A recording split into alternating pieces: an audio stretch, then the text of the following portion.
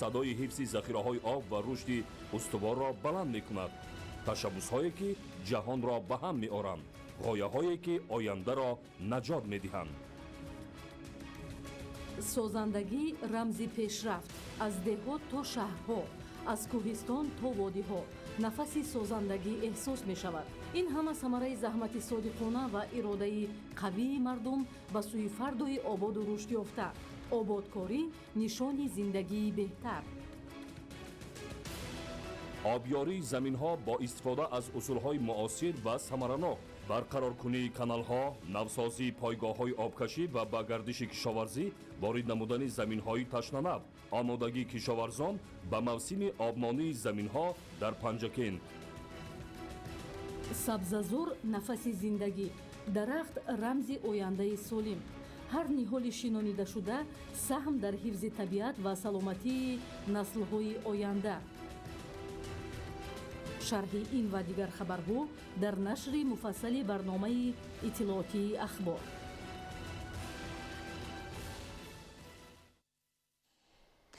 дигаргуншавии иқлим, хушксолӣ, баландшавии ҳарорат, обшавии пиряхҳо ва норасоии оби тозаи нӯшокӣ яке аз мушкилоти асосии ҷаҳон маҳсуб меёбад. таҳлилҳо нишон медиҳад, ки теъдоди нафароне, ки аз норасоии об танқисӣ мекашанд, сол то сол бештар мегардад. ҳолати имрӯза ҳамоҳангкунии нақшаҳо ва андешидани тадбирҳои иловагиро тақозо дорад. тафсилоти бештар дар гузориши ҳамкоронамон. соли 2024 3.6 миллиард нафар аз норасои об танқисӣ кашиданд. интизор меравад ин шумора то соли 2050 ба 5 миллиард нафар расад, ки 1.4 миллиард нафар зиёд мегардад. дар ин бора дар сомонаи созмони ҷаҳонии обу ҳавошиносӣ маълумот дода шудааст. тамоми солҳои 1970-2019 аз хушксолӣ зиёда аз 260 миллиард доллар зарари иқтисодӣ расидааст. ҳоло баланд шудани ҳарорат, обшавии пиряхҳо ва кам шудани манбаъҳои оби нӯшокӣ яке аз мушкилоти асосии ҷаҳон ба ҳисоб меравад. тоҷикистон бештар аз 2 даҳсола аст, ки тавассути пешниҳоди tashabbusҳо, мизбонии чорабиниҳои сатҳи байналмилалӣ ва масъалагузорӣ дар ҳалли ин мушкили ҷомеаи ҷаҳон нақши намунавӣ дорад. дар пиряхҳо зиёда аз 70% захираҳои оби ширин маҳфуз мебошад. ҳифзи пиряхҳо яке аз аввалин ва яке аз вазифаҳои асосии ҳар як кишвару давлат ба ҳисоб меравад ва умуман башарият рӯз аз рӯз азият кашида истодааст ва барои низ ҳалли ин мушкилот пешвои муаззами миллат роҳи ҳал як роҳи наҷоти башариятро пешниҳод намуданд ва ҳоло ин корҳо бо як суръати баланд дар тамоми кишварҳои ҷаҳон яъне амалӣ шуда истодааст.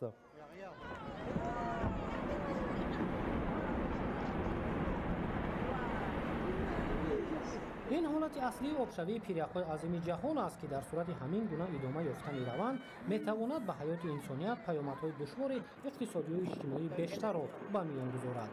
тоҷикистон дар солҳои истиқлоли давлатӣ бо роҳбарии президенти ҷумҳурии тоҷикистон, пешвои миллат муҳтарам эмомалӣ раҳмон дар қабули ташаббусу қадномаҳо ва мизбонии чорабиниҳои гуногуни марбут ба обу иқлим саҳми намунавӣ гузоштааст. ин боис шуд, ки ҷомеаи ҷаҳон ба ин мавзӯи асосӣ барои сайёраи замин бештар таваҷҷӯҳ кунад.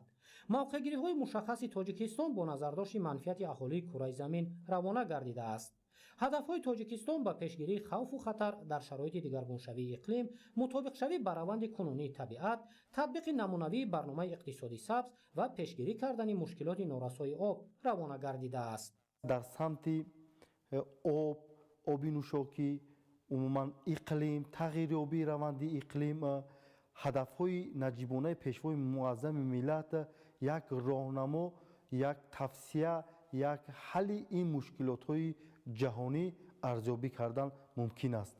ҷаҳониён вобаста ба ин ташаббусҳо тамоми корҳои худро барои ҳалли мушкилотҳои обӣ, барои ҳалли мушкилотҳои ғизоӣ, барои ҳалли мушкилотҳои тағйирёбии иқлим ва мутобиқшавӣ бар он кору анҷом дода истодаанд.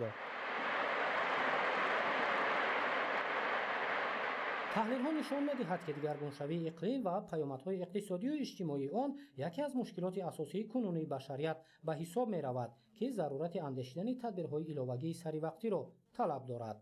аз 25 то 28 майи соли 2026 ҷумҳурии тоҷикистон конфронси чоруми байналмилалии сатҳи баланд оид ба 10-солаи байналмилалӣ амал об барои рушди устувор солҳои 2018-2028-ро мизбонӣ мекунад, ки дар доираи он аз тадбирҳои андешидашуда натиҷагирӣ, ҳолати аслии муҳокима ва барои беҳбудии ҳаёти ояндаи башарият хулоса қабул карда мешавад.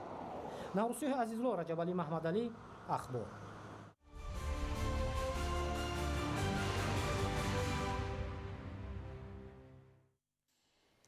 низоми устувори бонкӣ дар таъмини рушди иҷтимоиву иқтисодӣ бахусус пешрафти соҳаҳои афзалиятнок, баланд бардоштани иқтидори содиротии кишвар, таъсиси ҷойҳои нави корӣ ва васеъ намудани манбаъҳои даромади иловагии буҷети давлатӣ нақши муҳим мебозад. ҳоло дар кишвар тадбирҳои барои таъмини хизматрасониҳои бонкӣ тақвият дода мешавад. гузориши навбатӣ дар таҳияи ҳамкорони мо. низоми устувори бонкӣ дар таъмини рушди иҷтимоиву иқтисодӣ бахусус пешрафти соҳаҳои афзалиятнок, ҷалб намудани сармояи дохиливу хориҷӣ нақши муҳим дорад. ташкилотҳои қарзии молиявӣ яке аз қисмҳои пайвасткунандаи байни саноат ва савдо, кишоварзӣ ва аҳолӣ мебошад.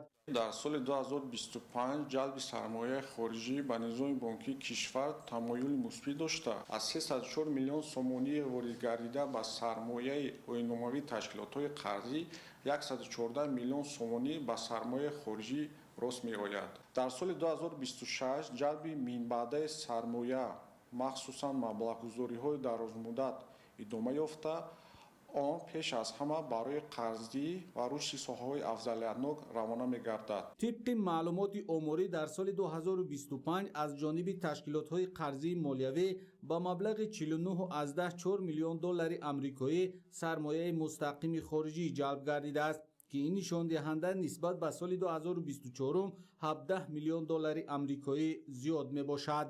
ташкилотҳои қарзии молиявӣ бо мақсади ҷалби бештари пасандозҳои аҳолӣ маҳсулоти нави пасандозиро бо шаклҳои нави амонатгузорӣ ба муштариён пешниҳод менамоянд. ба ташкилотҳои қарзӣ тавсия дода шудааст, ки маҳсулоти муосири пасандозиро рушд диҳанд ва хизматрасонии рақамиро васеъ намоянд. имрӯз чунин хизматрасониҳо мисли ҳамёни бонкӣ, пардохт тавассути кӯ рамзҳо ва бонкинги мобилӣ фаъолона истифода мешаванд. бо дар назардошти он иқдомот ва ташаббусҳое ки имрӯз амонатбонк бо мақсади ҷалби бештари амонатҳои шахсони ҳуқуқӣ ва воқеӣ роҳандозӣ намуда истодааст, бақияи онҳо зиёда аз 9,1 миллиард сомониро ташкил медиҳад, ки нисбат ба соли 2024 зиёда аз 33% зиёд мебошад. агар соли 2024 ҳаҷми амонатҳои ташкилотҳои қарзии кишвар 25,5 миллиард сомониро ташкил медод, ин нишондод дар соли 2025 ба 33,9 миллиард сомонӣ баробар гардидааст. афзоиш дар ин давра ба 8,4 миллиард сомонӣ ё 32,8% зиёд гардидааст. дар таркиби пасандозҳо ҳиссаи шахсони ҳуқуқӣ 43,5% ва ҳиссаи шахсони воқеӣ 56,5%ро ташкил медиҳад. дар доираи беҳтар намудани сатҳу сифати хизматрасонӣ дар самти пешниҳоди қарзҳо аз ҷониби ташкилотҳои қарзӣ ба соҳаҳои гуногуни иқтисодиёти кишвар, нишондиҳандаҳо дар муқоиса ба соли 2024 афзоиш ёфтааст. маблағҳои қарзе ки бевосита барои рушди фаъолияти соҳибкорӣ равона гардидааст, дар соли 2025 зиёда аз 829 миллион сомониро ташкил намуда истодааст, ки ин бевосита дар ихтиёри зиёда аз 10,000 муштариён қарор дорад ва амонатбонк кӯшиш намуда истодааст, ки айни замон маблағҳои қарзиро бештар барои рушди фаъолияти соҳибкорӣ пешниҳод намояд. ҳаҷми қарзҳои дар соли 2025 аз ҷониби низоми бонкии мамлакат ба аҳолӣ ва соҳибкорон додашуда 30 миллиард сомониро ташкил кард, ки дар муқоиса ба соли 2024 5,4 миллиард сомонӣ ё 22,1% зиёд мебошад. که فعالنوکی اقتصاد ملی و صاحبکاران را نشان می‌دهد. هر قدری که از جانب بانک‌ها و تشکیلات‌های قرضی به اهالی و سوبیکت‌های خواجگیدار قرض‌های دسترس زیاد پیشنهاد کرده شود، سرعت رشد ساحه‌های اقتصادی و اجتماعی و سطح زندگی اهالی همان قدر بلند می‌گردد.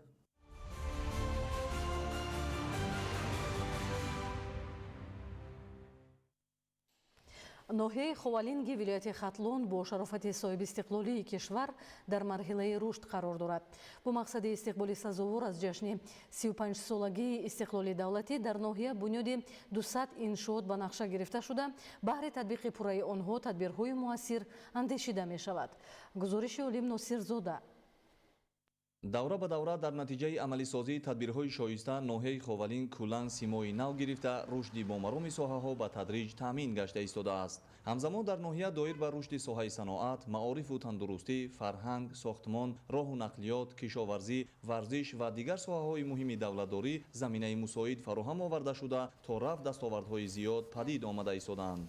طبق معلومات از شمار مجموع انشاءات تجدید و بنیادشونده جشنی به مناسبت استقبال 35 سالگی استقلال دولتی در ناحیه خاولین تاکنون اجرایش آن 95% عملی گردیده، در این سمت کارهای ساختمانی تا رفت وسعت می‌یابند. بخشیده به جشن 35 سالگی استقلال دولتی جمهوری تاجیکستان در ناحیه خاولین زیاده از 221 عدد بنا و انشاءات به نقشه گرفته شده تا این جانب 191 عدد بنا و انشاءات ساخته به صفت بلند به استفاده داده شده‌اند. عین زمان در 12 بنا و انشاءات ساختمان به مرام ادامه دارد. در برابر دستگیری‌های منتظم حکومت جمهوری تاجیکستان و تشبث‌های مقامات اجرایی حاکمیت دولتی، ساکنان و صاحبکاران وطنی نیز بهره آبادی و آسایشگی این گوشه دیار پیوسته سهمگذاری می‌نمایند.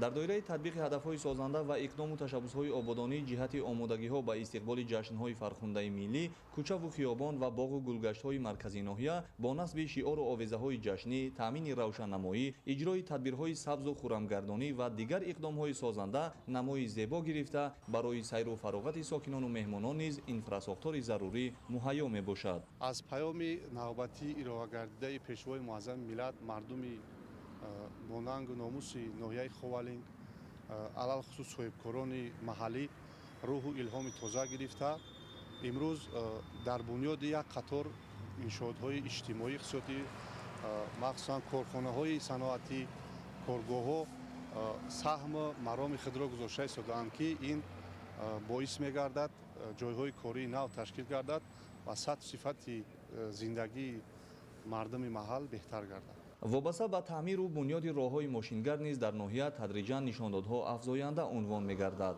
حالا که موسم زمستان جریان دارد، دایر به پیوسته تامین نمودن حرکت بی‌ممانعیت واسطه‌های نقلیاتی در راه‌ها منتظم از جانب مسئولان هدف‌های مقصدناک و تدبیرهای علاوگی تطبیق کرده می‌شوند. در سال 2025 از حساب همه سرچشمه‌ها 74 کیلومتر راه تعمیری جاری شدند و از 5 کیلومتر راه سنگفر شدند.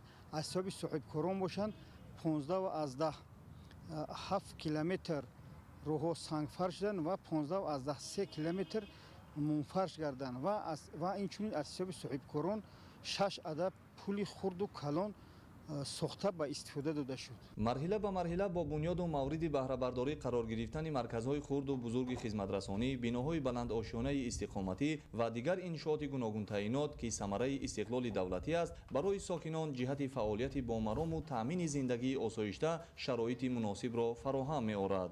عالم ناصرزاده، خورشید نادرخان، ناحیه خاولین، اخبار.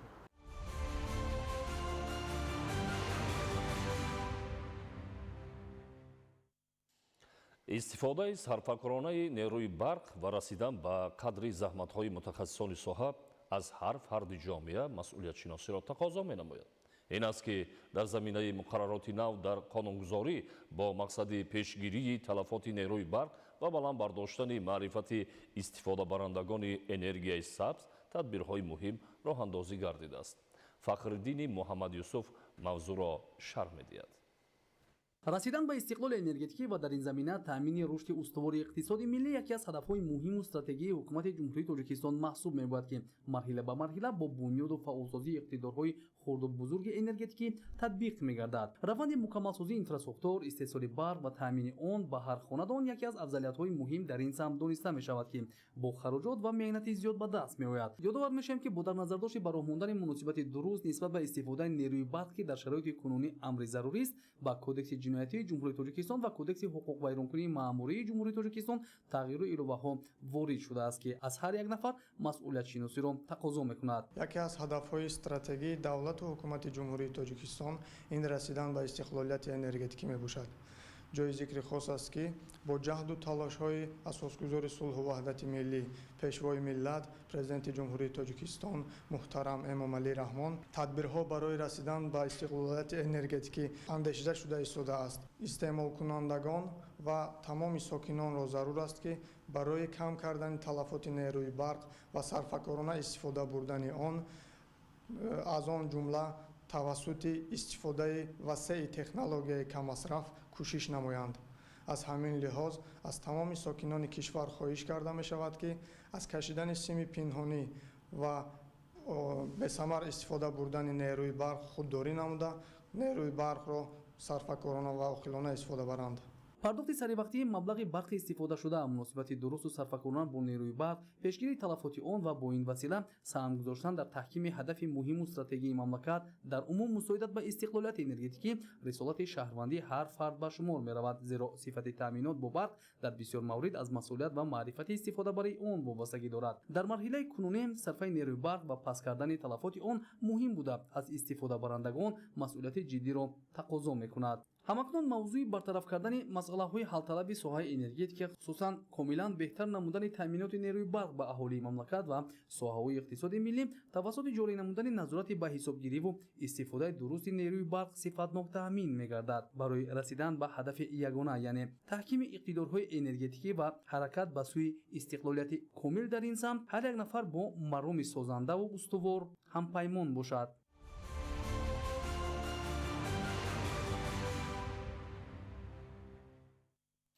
дар моҳи январи соли 2026 аз ҷониби кормандони раёсати агентии назорати давлатии энергетикӣ назди президенти ҷумҳурии тоҷикистон дар вилояти суғд 45 ҳолати қоидавайронкунӣ дар истифодаи нерӯи барқ ошкор карда шуд. дар асоси талаботи кодекси ҷиноятии ҷумҳурии тоҷикистон барои онҳое ки ғайриқонунӣ нерӯи барқро истифода намуданд чораҳои қонунӣ амалӣ гардид. гузориши ҳамкоронамон.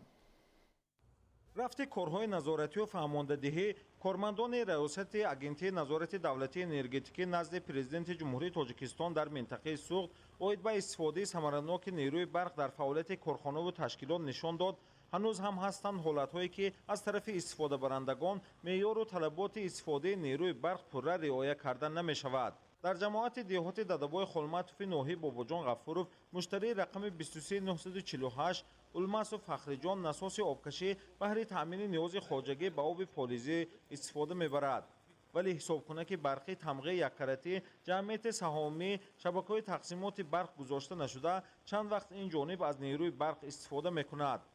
ин амал хилофи банди 1.8.13 қоидаҳои истифодаи қувваи барқ ва гармӣ мебошад. ҳолати дигар дар фаъолияти маркази хизматрасонӣ воқеъ дар шафқати роҳи хуҷанд палос ки ба шаҳрванд Каримов Даврон тааллуқ дорад муайян карда шуд ки аз рӯи талаботи шартнома меъёри муқарраршуда нерӯи барқро барзиёд истифода намудааст. соҳибмулк бо шабакаҳои барқ барои истифода аз нерӯи шартнома баста ва дигар иншооти ҳамшафати маркази хизматрасонӣ нерӯи барқ додааст ки дар ин ҳолат ҳамзамон қоидаҳои бехатарӣ васли ноқилҳо пурра риоя нашудааст. дар хоҷагии деҳқонии Улмасов ҳисобгирии барқиро баъд аз санҷиши давлатӣ гузаронидан ба шабакаҳои барқӣ муроҷиат накарда бе тамғагузорӣ истифода бурдааст ки нисбати он бо моддаи 382 протоколи ҳуқуқвайронкунии маъмурӣ тартиб дода шуд. зарари расонидашуда ҳисобӣ карда шуд 10271 сомону 69 дирҳамро ташкил дода зарари он барқарор карда шуд. инчунин дар нуқтаи хизматрасонии Каримов Даврон муайян карда шуд ки муштарӣ бе иҷозат ба дигар муштариҳо қувваи барқро интиқол намуда дар замина аз меъёри муқарраршуда барзиёд истифода бурдааст ки талаботи банди 182 қоидаҳои истифодаи қувваи барқ ва гармиро риоя накардааст. бинобар ин нисбати шахси масъулаш бо моддаи 391 қисми 1 кодекси ҳуқуқи вайронкунии маъмурии ҷумҳурии тоҷикистон протоколи маъмурӣ тартиб дода шуд ва санади ҳисоббароваркунӣ ба маблағи 11039 сомону 81 дирҳам тартиб дода шуда зарери он барқарор карда шуд. давоми моҳи январи соли 2026 аз тарафи кормандони раёсати агентии назорати давлатии энергетикӣ назди президенти ҷумҳурии тоҷикистон дар минтақаи суғд зимни гузаронидани корҳои назоратию фаҳмондадиҳӣ оид ба истифодаи сарфакоронии нерӯи барқ 45 қоида вайронкунӣ ошкор гардида зарар аз истифодаи нерӯи барқ 122924 киловаттро ташкил додааст. бо пурра муайян намудани сабабу ҳолат шахсоне ба чунин қоидавайронкунӣ роҳ дода 185300 сомонӣ ҷарима карда шуданд. ҳамчунин дар ин давра нисбати 73 нафар шаҳрвандон протоколи маъмурӣ ба маблағи 49191 сомонӣ тартиб дода шуда зарар ва ҷаримаҳо пурра пардохт гардидаанд.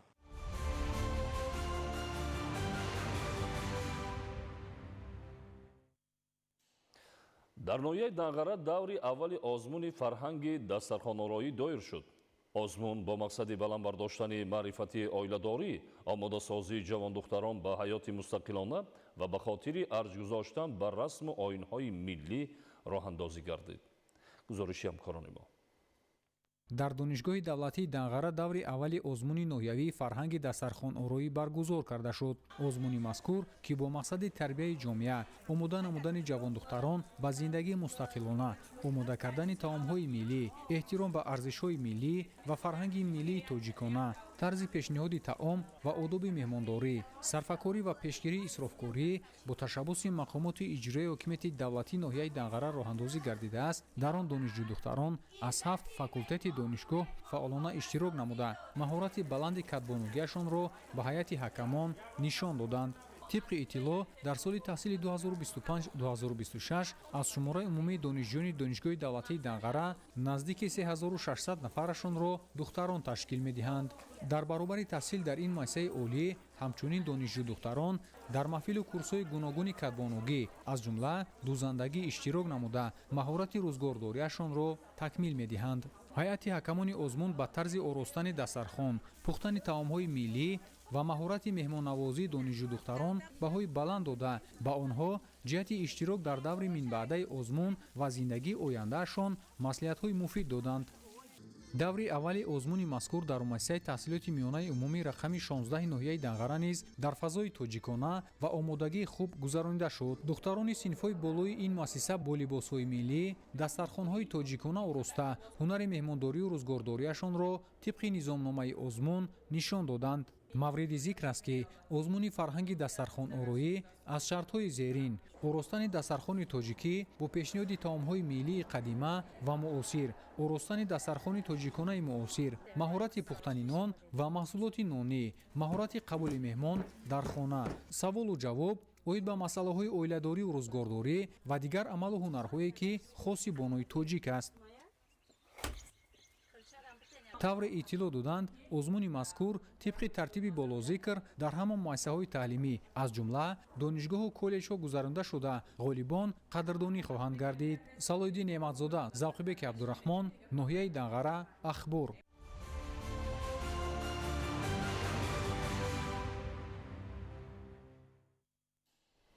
дар доираи густариши ҳамкориҳои фарҳангӣ миёни ҷумҳурии тоҷикистон ва давлати қатар рӯзҳои фарҳангии тоҷикистон дар ин кишвари дӯст идома дорад. бо ҳамин мақсад ҳайати фарҳангӣ ва илму адаби кишвар иборат аз 66 нафар рӯзи 6 феврали соли ҷорӣ ба шаҳри Давҳа сафар намуд. ҳайати тоҷикистонро дар фурудгоҳи байналмилалии қатар намояндагони ҷониби қабулкунанда бо самимият истиқбол гирифтанд ки ин нишонаи эҳтиром ва дӯстии мутақобилаи ду кишвар арзиёбӣ мегардад. дар доираи ин чорабинии муҳими фарҳангӣ дар толори барҳавои вазорати фарҳанги давлати қатар намоишгоҳи густурдаи рӯзҳои фарҳанги ҷумҳурии тоҷикистон ташкил карда шуд.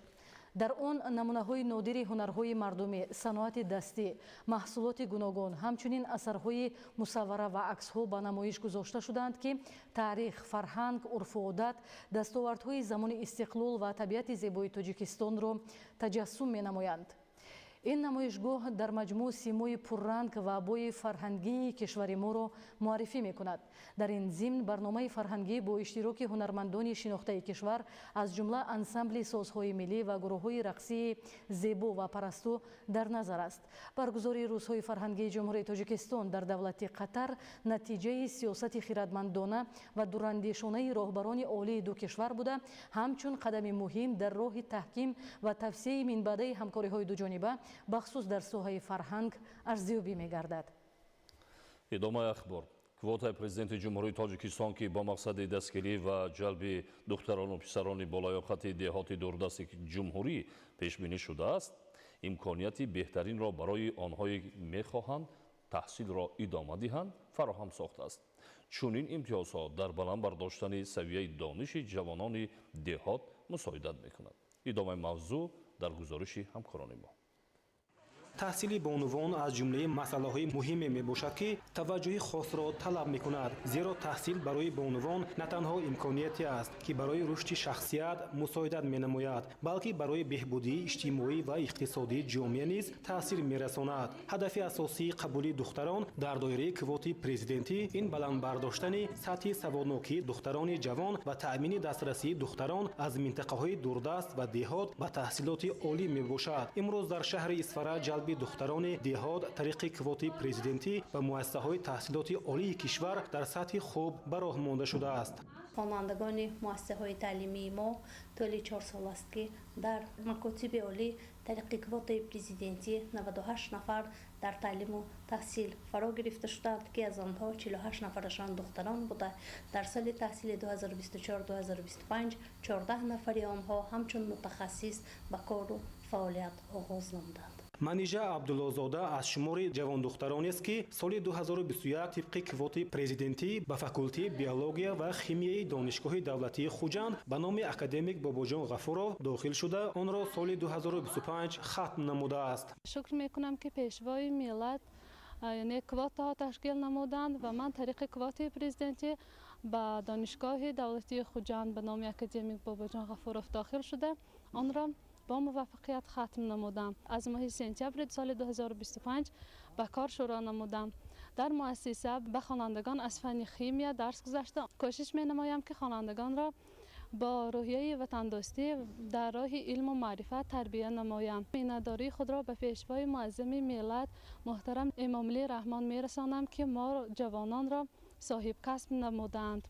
бояд гуфт ки квоти президенти ҷумҳурии тоҷикистон бо мақсади дастгирӣ ва ҷалби духтарону писарони болаёқати деҳоти дурдасти шаҳру ноҳияҳои ҷумҳурӣ ба муассисаҳои таҳсилоти олии касбӣ таъмини минтақаҳо бо мутахассисони соҳибкасб ба низом даровардани раванди қабули донишҷӯён ба муассисаҳои таҳсилоти олӣ равона гардидааст. муҳаммад саид латифзода низ яке аз ҷавонони хушиқболест ки квотаи президентӣ орзуи деринашро амалӣ сохт. квотаи президентӣ иқдоми хуб ва тӯҳфаи арзишманд барои ҷавонон аз ҷониби президенти кишвар буда, нафароне ки тариқи он таҳсил мекунанд бояд ба қадри ин ғамхории роҳбари давлат расанду хубу аъло таҳсил намоянд ва мутахассиси хуб гардида ба давлату миллати хеш хизмати содиқона намоянд. собир аюбӣ, саҳбони қурбон, шаҳри Исфара, ахбор.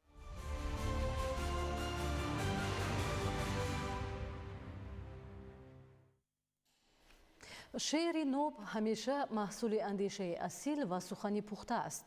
бо ҳамин мақсад дар донишгоҳи миллии тоҷикистон рӯнамоии китоби яке аз чеҳраҳои сиёсиву фарҳангии асри 15 алишер навоӣ таҳти унвони ба олам шоирон соҳиб забонанд баргузор гардид. гузориши ҳамкоронамон дар ин хусус. ин китоб ба таҳлили байт, фард ва шоҳбайтҳои тазкираи машҳури маҷолис Уннафоизи Алишери Навоӣ бахшида шуда, саҳми шоирони тоҷикӣ форсии асри 15-ро дар рушди адабиёти классикӣ инъикос мекунад. тазкираи маҷолис Уннафоиз яке аз муҳимтарин осори адабӣ буда ба забони туркии ҷағаттой таълиф шудааст ва то имрӯз чанд маротиба ба забони тоҷикӣ форсӣ тарҷума гардидааст. алишер навоӣ шахсияти фарҳангдӯсту адибу суханвари бебадали узбек дар эъмори биноҳои муҳими маъмурӣ, таърихӣ ва фарҳангӣ, ҷамъоварии адибону олимони тирози аввали замон, тарбияти аҳли адаб хидмати бузург кардааст. абиёте ки навоӣ дар ин асар ҷой додааст намунаҳои барҷастаи назми тоҷикӣ форсӣ ба шумор мераванд. дар китоб баъди ҳар байт вазн қофия ва муаллиф нишон дода шуда, ҳамчунин мафҳумҳои байт, фард ва шоҳубайт бо шарҳи илмӣ пешниҳод шудаанд. китоби мазкур ҳамчун маводи таълимӣ барои донишҷӯёни факултети филология ва дӯстдорони адабиёти классикӣ пешбинӣ гардидааст. дар ҷараёни ҳамоиш устодон ва муҳаққиқон аҳамияти илмӣ ва таълимии китобро баланд арзёбӣ намуда, онро қадами муҳим дар роҳи омӯзиши мероси адабии гузашта унвон карданд.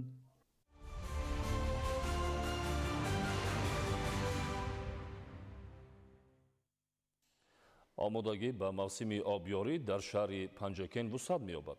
барои таъмини деҳқонон бо оби полезӣ ва гузаронидани яхобонӣ дар каналҳои худҷорӣ об фаровон буда, дар ин баробар пойгоҳҳои обкашӣ низ ба мавсим омода мегарданд. гузориш дар ин хусус.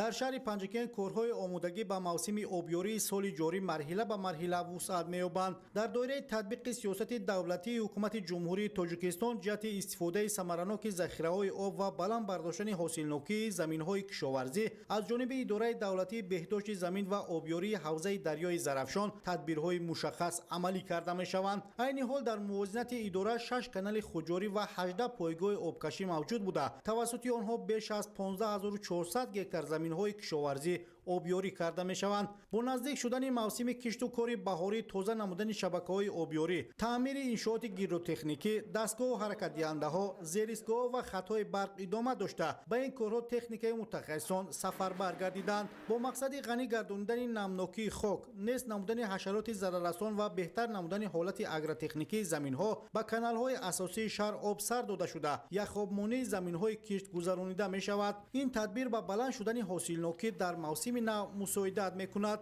ҳоло дар шаҳр аз ҳамаи сарчашмаҳои маблағгузорӣ 3 пойгоҳи обкашӣ ва 2 канали хуҷорӣ барқарор гардида, ҳамзамон корҳои соҳилбандии дарёи зарафшон ва кашидани хати нави оби полезӣ идома дорад. дар рафти лоиҳаи мазкур ба масофаи 14000 метр хати нави оби полезӣ кашида мешавад, ки дар натиҷа беш аз 1000 гектар заминҳои кишоварзӣ, аз ҷумла зиёда аз 300 гектар заминҳои нав бо об таъмин мегарданд. корҳои барқароркунӣ ва омодагӣ ба мавсими обёрӣ асосан дар ҳудуди деҳоти рудакӣ, лоиқ ширалӣ, шинг, косатарош, моғиён, амондара, ёрӣ ва хурмии шаҳри панҷакен ҷараён доранд. дар ин минтақаҳо тоза намудани каналҳо, таъмири пойгоҳҳои обкашӣ ва корҳои соҳилбандӣ бо маром иҷро мешаванд. айни ҳол дар ин пойгоҳҳои обкашӣ таъмири таҷҳизот, омодасозии насосҳо ва санҷиши хатҳои барқӣ идома дошта, мутахассисон кӯшиш доранд, ки онҳо то оғози мавсими обёрӣ пурра ба кор омода бошанд. дар ин ҷо 4 адад насоси обкашӣ кӯбавой вуҷуд дорад. ҳар 4 ҳамин насосҳо пурра дар шаҳри хуҷанд ва дар худи шаҳри панҷакент бурда таъмир карда оварда истодаем. ҳамааш ба мавсими нави обёрӣ пурра тайёр аст. аз ҷиҳати техникӣ ягон чиз танқисӣ надорем. ҳамаи коргарон дар сари вақт омада корҳоро пурра ба сомон расонида истодаанд. боварӣ дорем, ки дар соли 2026 2000 гектар замини ҷамоати деҳоти ёрро пурра бо оби полезӣ таъмин менамоем. дар маҷмӯъ корҳои омодагӣ ба мавсими обёрӣ ва яхобмонӣ дар шаҳри панҷакен нишон медиҳад, ки дар заминаи сиёсати давлатии ҳукумати ҷумҳурии тоҷикистон ҷиҳати рушди соҳаи кишоварзӣ ва беҳдошти замин тадбирҳои амалӣ роҳандозӣ мешаванд. ин иқдом заминаи устувор барои ҳосили фаровон, таъмини амнияти озуқаворӣ ва беҳтар гардидани сатҳи зиндагии аҳолӣ фароҳам меорад. далери бозор, хаём ҷуразода, шаҳри панҷакен, ахбор.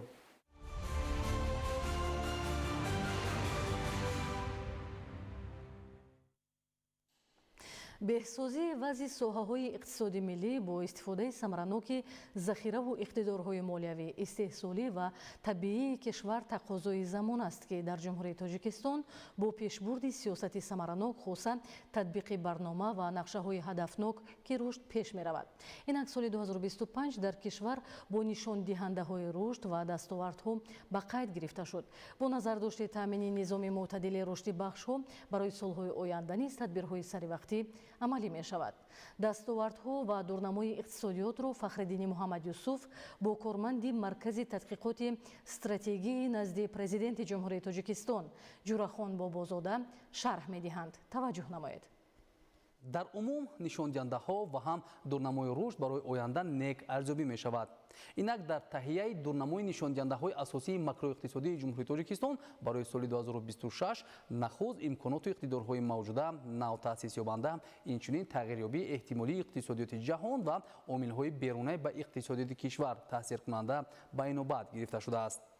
дар ин робита ин лаҳза натиҷаи дастовардҳои макроиқтисодӣ ва умуман дурнамои рушдро бо корманди маркази тадқиқоти стратегӣ назди президенти ҷумҳурии тоҷикистон ҷурахон бобозода шарҳ хоҳем дод. шуморо ба студия хайрамақдам мегӯем ва мегуфтед ки дастовардҳои соли 2025 дар иқтисоди миллӣ аслан аз кадом ҳисоб буданд? дар ҳақиқат дар меҳвари сиёсати дурбинона ва хиратмандонаи пешвои муаззами миллат дар давоми 10 соли охир, яъне дар давраи татбиқи ду барномаи миёнамуҳлати рушд бо мақсади расидан ба ҳадафҳои стратегии ҳукумати мамлакат бисёр иқдомҳои самарабахш амалӣ гардиданд.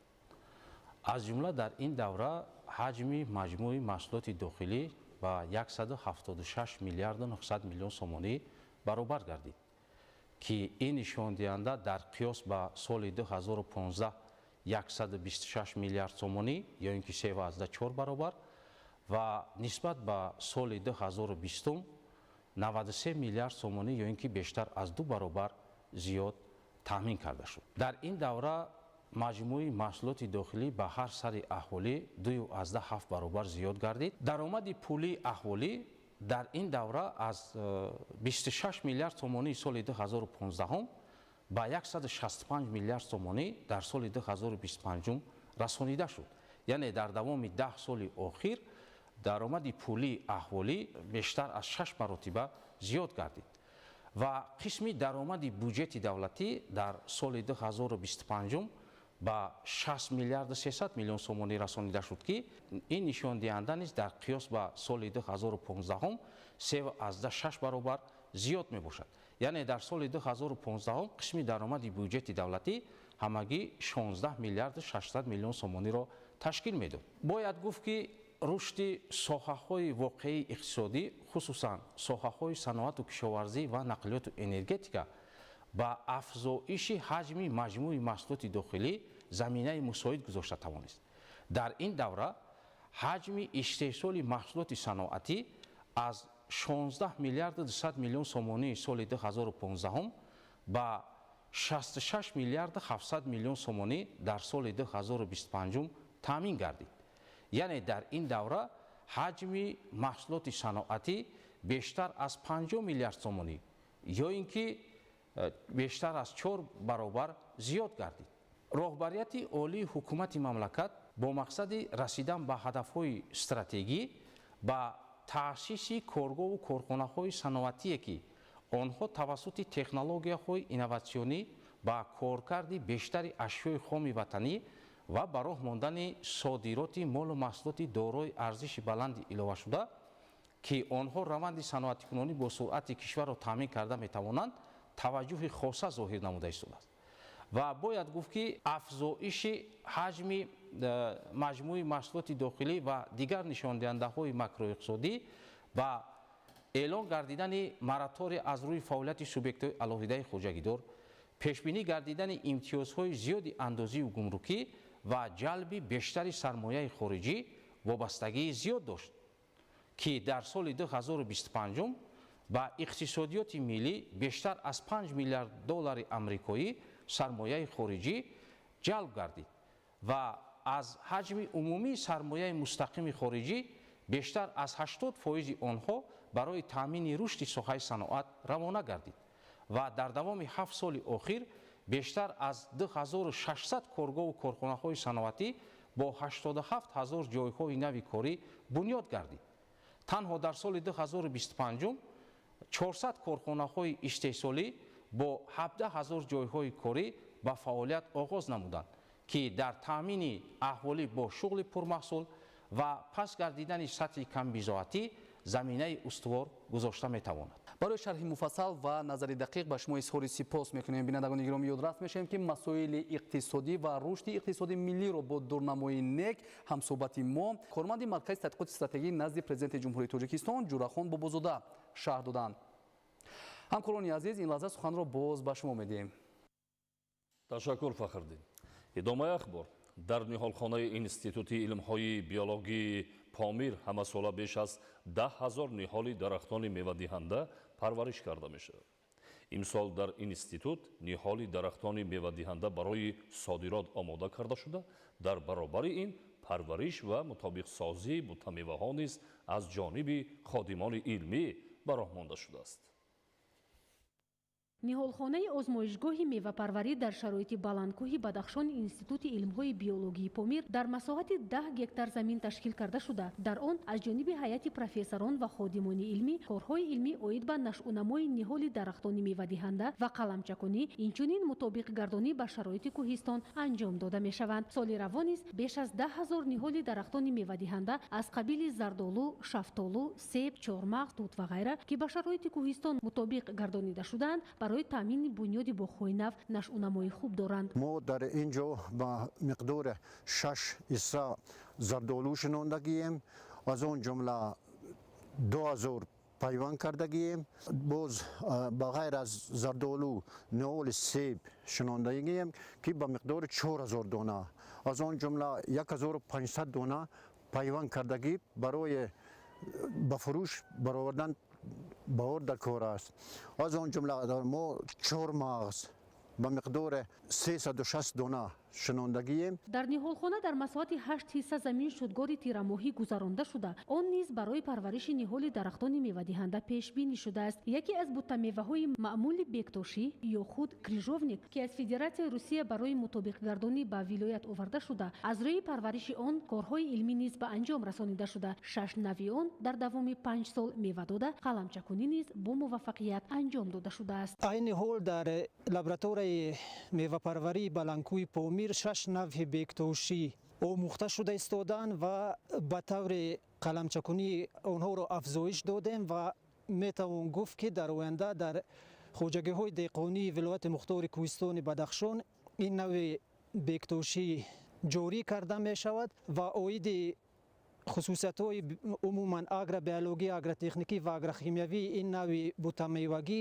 бори нахуст ба таври илмӣ дар вилояти мухтори кӯҳистони Бадахшон ва умуман Тоҷикистон корҳои илмӣ бурда шуда истодаанд. кормандони илмии Институти биологии Помир Академияи Миллии Илмҳои Ҷумҳурии Тоҷикистон дар вилоят дар назди худ мақсад мегузоранд, ки дар самти рушди буғдорӣ дар вилоят саҳми арзишманд гузоранд. инчунин дар таъмини талаботи бозори истеъмолӣ бо меваи тарутоза ва хушккардашуда мақоми устувор гузошта бошанд.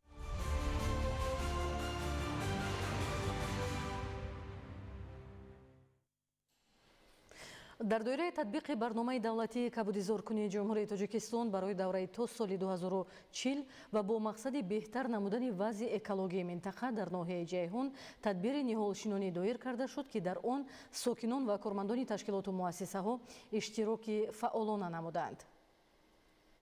дар доираи нақшачорабиниҳо вобаста ба иқдомҳои ободониву сабзу хуррамгардонии кӯчаву маҳал ва муҳити атроф дар ҷамоати деҳоти ваҳдати миллии ноҳияи Ҷайҳун бо иштироки васеъи кормандони касбу кори гуногун маъракаи ниҳолшинонӣ доир карда шуд. чунин иқдоми сабзкорӣ, ки бо мақсади сабзу назаррабо гардонидани муҳити зист, беҳтар намудани ҳолати экологии минтақа ва зебо намудани диёри хеш роҳандозӣ карда мешавад, зимни он зиёда аз 300 бех ниҳолони ҳамешасабз ва ниҳолони павлония шинонида шуд, ки парвариш ва нигоҳубини он ба шароити иқлими минтақа мутобиқ мебошад. мо имрӯз тасмим гирифтем, ки бо дастгирии роҳбарони хоҷагиҳо, раисони кумитаи маҳаллаҳо маъракаи кабудзаркунии ҷамоатро гузаронем.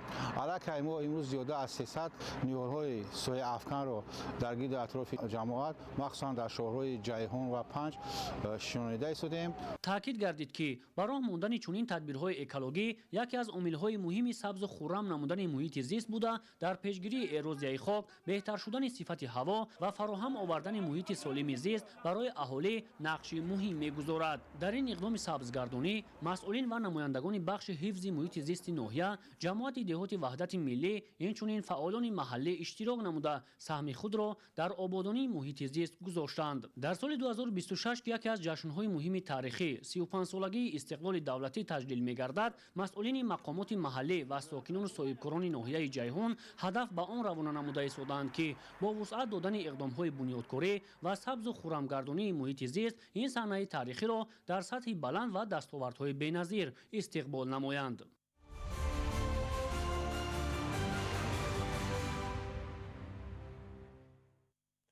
با مقصد حفظ عالم نباتات و حیوانات، کارمندان خواجگی جنگل ناحیه رشت در تلو تپه و دامنکوها کارهای بیوتکنیکی را به راه ماندند. مساحت جنگلزار در ناحیه زیاده از 67,000 گکتار را تشکیل می‌دهد. گزارش همکاران ما. рӯзҳои охир дар мавзеъҳои баландкӯҳи ноҳияи рашт боришоти барф бештар ба назар мерасад. Ин аст ки сардиҳои фасли сармо барои набототу ҳайвонот то андозае мушкилиҳо пеш меорад, зеро дар ин давра паррандагону ҳайвонот ҷиҳати дарёфти хӯрока ба таҳдаштиҳо мефароянд. бо мақсади пешгирӣ аз талафёбии олами набототу ҳайвонот, кормандони хоҷагии ҷангал як қатор тадбирҳоро роҳандозӣ намуданд ки ин чорабинӣ барои таъмини хӯрокаи паррандагону ҳайвонот дар фасли зимистон то андозае кӯмак мерасонад. баҳри беталаф баровардани ҳайвоноту ва паррандагони ваҳшӣ сабаби боридани барфи зиёд бори шашум аст ки мо корҳои биотехникӣ мегузаронем. айни замон мо аз қабили гандум, коҳ, кунҷора, ҷав оварда пошида истодаем ки то ки паррандагон ва ҳайвонотҳои ваҳшӣ аз талафёбӣ эмин нигоҳ дошта шаванд. масоҳати ҷангалзори дараи сангикар зиёда аз 470 гектарро ташкил намуда, дар ин мавзеъ баландкӯҳи хушбодаҳаво даҳҳо намуди дарахтони сояафкану мевадиҳанда ва рудҳои кӯҳӣ мавҷуд буда. кормандони хоҷагии ҷангал дар ҷойҳои махсус барои паррандагону ҳайвонот хӯрока пошиданд, то онҳо аз талафёбӣ эмин нигоҳ дошта шаванд.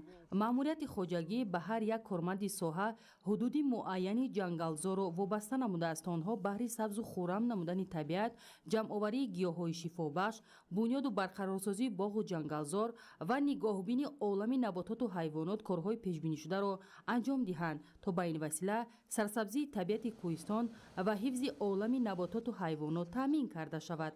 масоҳати ҷангалзори ҳудуди ноҳияи рашт зиёда 67 гектарро ташкил намуда, аз ин 9500 гектараш ба дараи камароб рост меояд. олами набототу ҳайвоноти ин макони зебоманзари кӯҳистон хеле ҳам бою рангин буда.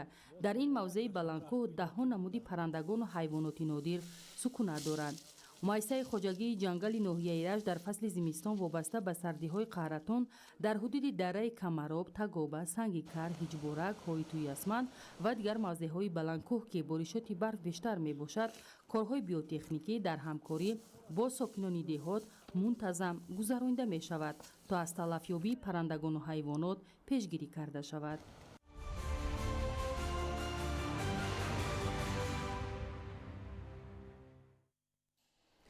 кормандони раёсати нигоҳдории роҳҳо дар ноҳияи тоҷикобод бо истифода аз техникаи зарурӣ роҳҳои аҳамияти ҷумҳуриявӣ ва маҳаллӣ доштаро аз барф тоза намуда, ҳаракати мунтазами воситаҳои нақлиётро таъмин намуданд. ҳамкорони мо гузориш медиҳанд.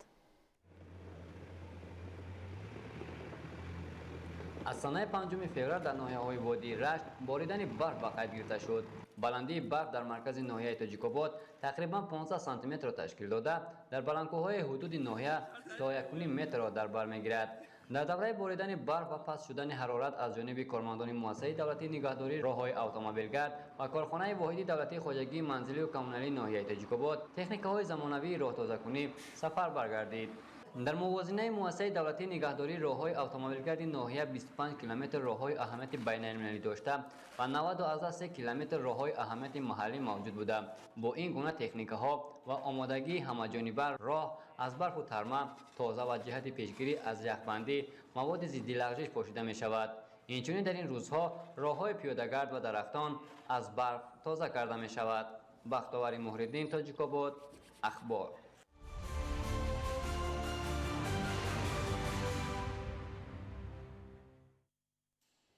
طبق اطلاع агентии обу ҳавошиносии кишвар аз 10 то 14 феврал дар баъзе шаҳру ноҳияҳои ҷумҳурӣ бориши борону барф дар назар аст. бо ин мақсад аз ронандагон хоҳиш карда мешавад ки дар ин рӯзҳои сардӣ безарурат ба сафар набароянд. идомаи мавзӯъ дар гузориши ҳамкоронамон.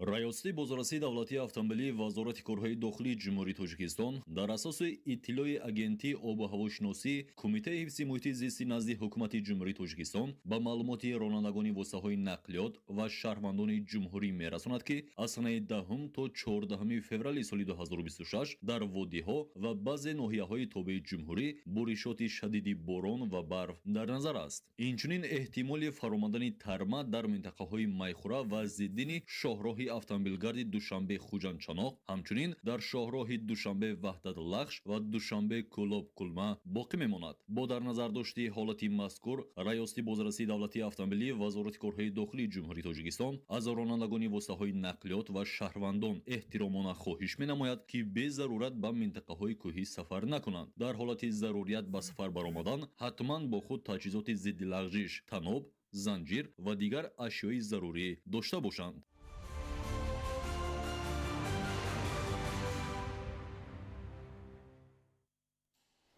соли 2025 дар донишгоҳи миллии тоҷикистон барои фаъолсозии 12 ихтисоси нав дар зинаи бакалавр иҷозатнома дода шуд. таъкид намуданд раёсати донишгоҳ зимни нишасти хабарӣ. иброз гардид ки ин дастовард ба рушди имконияти илмию таълимӣ, ҷавобгӯ сохтани низоми таҳсил ба талаботи муосир ва бозори меҳнати ҷаҳонӣ мусоидат мекунад. дар доираи сиёсати иҷтимоии давлат ва бо мақсади беҳтар намудани сатҳи хизматрасонии тиббӣ соли 2025 дар донишгоҳи миллии тоҷикистон дар пояи факултети тиббӣ факултети стоматология кушода шуд. ифтитоҳи ин факултет низ барои омода намудани мутахассисони баландихтисос дар соҳаи дандонпизишкӣ ва қонеъ гардонидани ниёзҳои аҳолӣ ба хизматрасонии босифати тиббӣ мусоидат менамояд.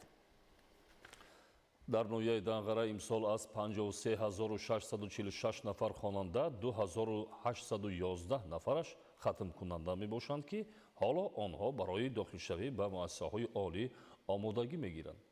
ба хотири шинос намудани хонандагон бо низоми имтиҳонҳои дохилшавӣ масъулини маркази миллии тестӣ назди президенти ҷумҳурии Тоҷикистон бо хатмкунандагон вохӯрии судманд доир намуда барои интихоби дурусти касбу ихтисос ба онҳо маслиҳатҳои муфид доданд. идомаи мавзӯъ дар гузориши ҳамкоронамон. дар ноҳияи Данғара 94 адад муассисаҳои таълимӣ мавҷуд аст ки дар онҳо зиёда аз 53646 нафар хонандагон ба таҳсил фаро гирифта шуданд. мувофиқи маълумоти масъулин имсол 2811 нафар хонандагон хатмкунанда буда барои дохил шудан ба мактабҳои олӣ омодагӣ мебинанд. тибқи нақшаи фаъолияти маркази миллии тестӣ назди президенти ҷумҳурии тоҷикистон дар ҳамкорӣ бо вазорати маориф ва илми ҷумҳурии тоҷикистон аз санаи 2 то 10 феврали соли ҷорӣ даври сеюми корҳои иттилоърасонӣ оғоз гардид. дар ин давра 46 нафар кормандони марказ дар муассисаҳои таълимии таҳсилоти умумии асосӣ, миёнаи умумӣ, ибтидоӣ ва миёнаи касбии шаҳру ноҳияҳои ҷумҳурӣ вохӯриҳо бо хатмкунандагон, падару модарон, омӯзгорон ва алоқамандон оид ба низоми имтиҳонҳои марказонидаи дохилшавӣ дар соли 2026 ба нақша гирифта шудааст. ин навбат чунин як вохӯрии судманд аз тарафи кормандони маркази миллии тестӣ назди президенти ҷумҳурии тоҷикистон ва таблиғгарони сатҳи ҷумҳуриявӣ дар муассисаҳои таҳсилоти миёнаи умумии ноҳияи Данғара сурат гирифт. ҳадаф аз баргузории ин вохӯрӣ шинос намудани хатмкунандагон бо низоми имтиҳонҳои мазкур, аз ҷумла тартиби интихоби дурусту мувофиқи касбу ихтисоси донишгоҳу донишкада, коллеҷҳо ва талаботу қоидаҳои муқарраргардидаи имтиҳонсупорӣ мебошад. ин гуна вохӯрӣ ва корҳои фаҳмондадиҳӣ дар 3 давраи муайян гардида аз ҷониби масъулин ва кормандони муваққатии марказ дар 3872 муассисаи таълимии шаҳру ноҳияҳои ҷумҳурӣ бо иштироки 200 000 нафар хатмкунанда ва дигар довталабон баргузор хоҳад гардид. Салоҳиддин Неъматзода, Завқибек Абдураҳмон, ноҳияи Данғара, Ахбор.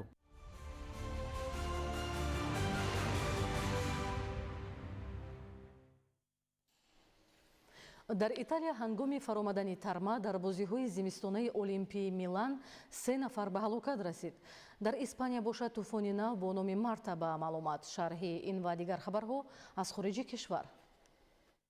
бар асари боридани зиёди барф дар ҷопон ки аз 20 январ то инҷониб идома дорад 45 нафар ба ҳалокат расид. Тақрибан 500 нафар осебҳои вазнини ҷисмонӣ бардоштанд. Дар қисмати шимолу ғарбии ҷопон шумораи фафтидагон 17 кас буда 170 нафари дигар ба беморхонаҳо интиқол дода шуд. То чанд муддате роҳи мошингард баста боқӣ мемонад. Агентии обуҳавошиносии ҷопон дар бораи бориши барфи зиёд дар минтақаҳои соҳилии ғарбӣ ва шимоли кишвар дар охири ҳафтаи оянда ҳушдор медиҳанд.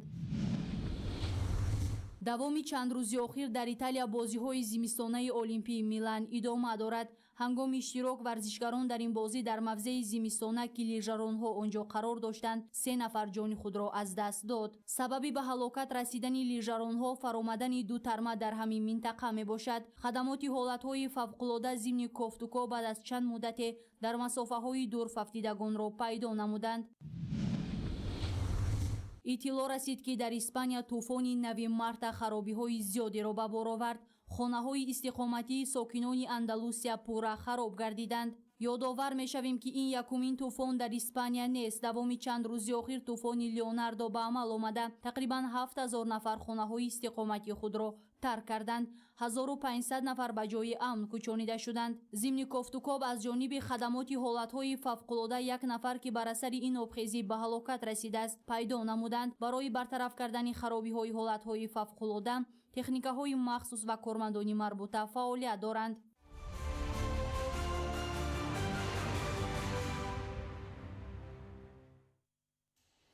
гранд-слами Париж барои ҷудокорони тоҷик бо як медали биринҷӣ ба итмом расид. бояд гуфт ки 4 паҳлавони кишвари мо дар ин мусобиқаи бузурги аввали сол ширкат намуданд. аз миёни онҳо танҳо Муҳиддин Асадуллоев тавонист дар вазни то 73 килограмм ҷои сеюмро асод кунад. ин аввалин нишони ҷудокорони кишвари мо аз гранд-слами Париж маҳсуб меёбад. шарҳи ҳамкорони мо.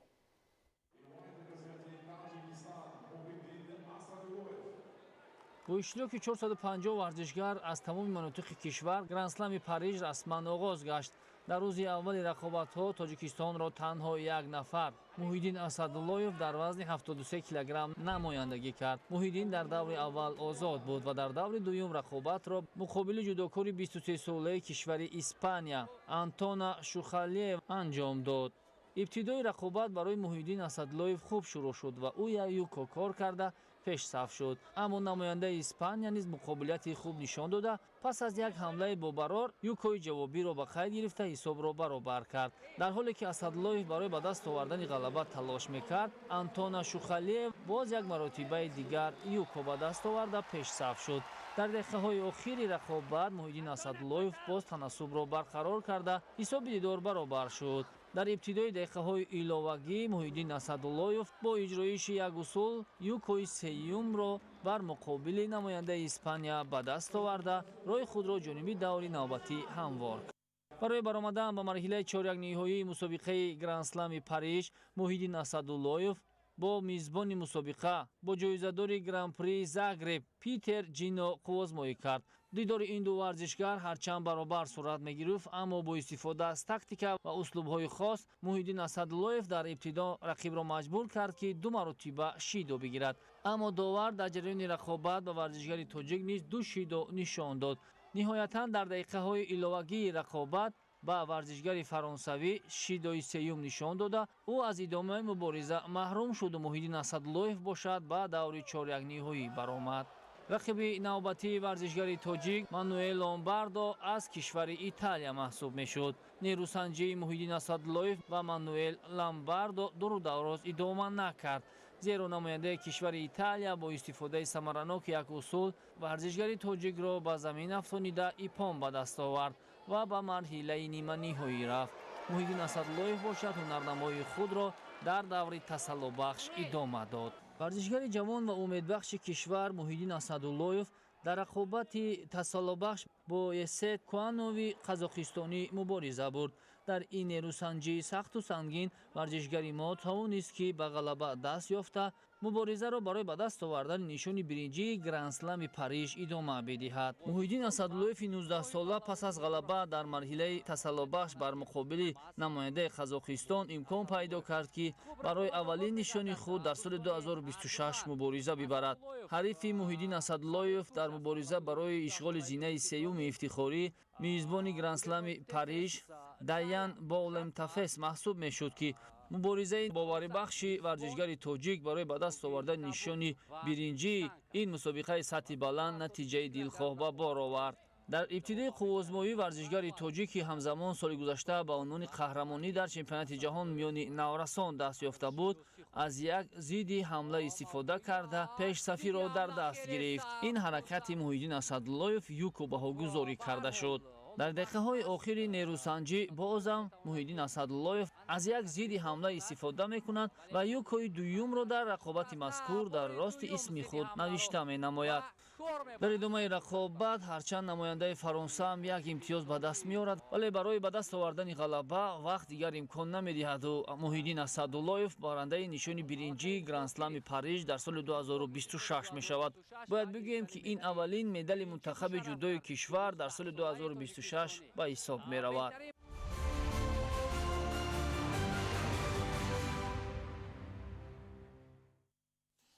бинандаҳои азиз, ин буд барномаи иттилоотии ахбор. ба шумо зиндагии ободу осоиштаро таманно дорем. саломат бошед.